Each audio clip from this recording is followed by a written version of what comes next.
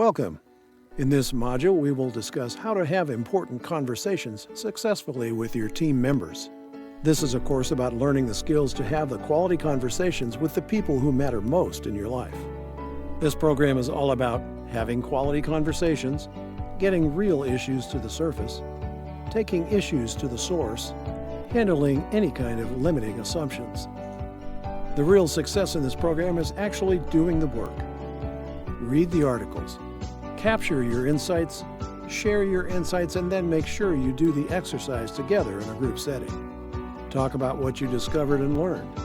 And of course, the real learning is when you take this behavior and use it with others. Why we avoid these difficult conversations. Nobody likes to have difficult conversation. It can create stress leading up to the event.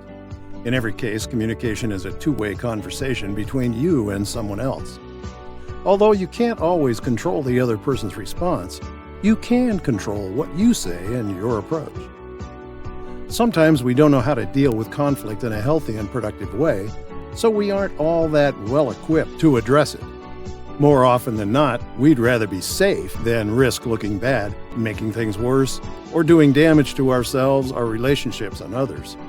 We've all had painful experiences in our past trying to deal with difficult situations and conversations. These experiences often cause us to protect ourselves in one way or another, and the main strategy is to avoid the conversation altogether. It takes courage and skill to have these difficult conversations, because in our past, these kinds of situations have made us vulnerable or ended in disappointment or failure.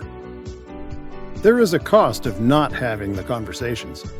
The most common reasons cited for employees leaving a company are related to poor practices in preventing and managing conflict between people at work.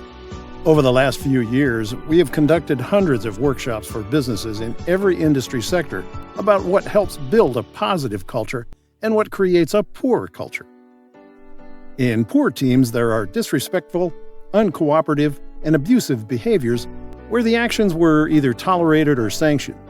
Poor performers were moved around rather than moved out. Reporting systems that emphasized positive results were buried or ignored. People avoided talking to those whose behavior created problems. They avoided the direct conversations. They talked about others and not to them.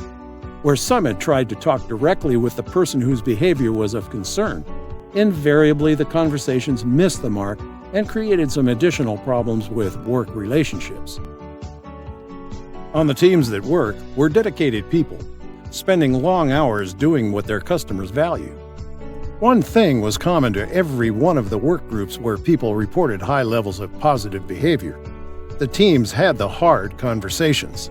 They didn't tolerate the unreasonable behavior.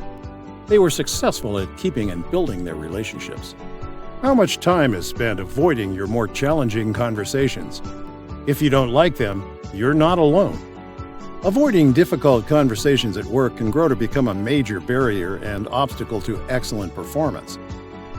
Not having difficult conversations is something that many of us learn from our experiences. We felt the pain of confronting someone's behavior. So then we learn to just avoid having these kinds of conversations.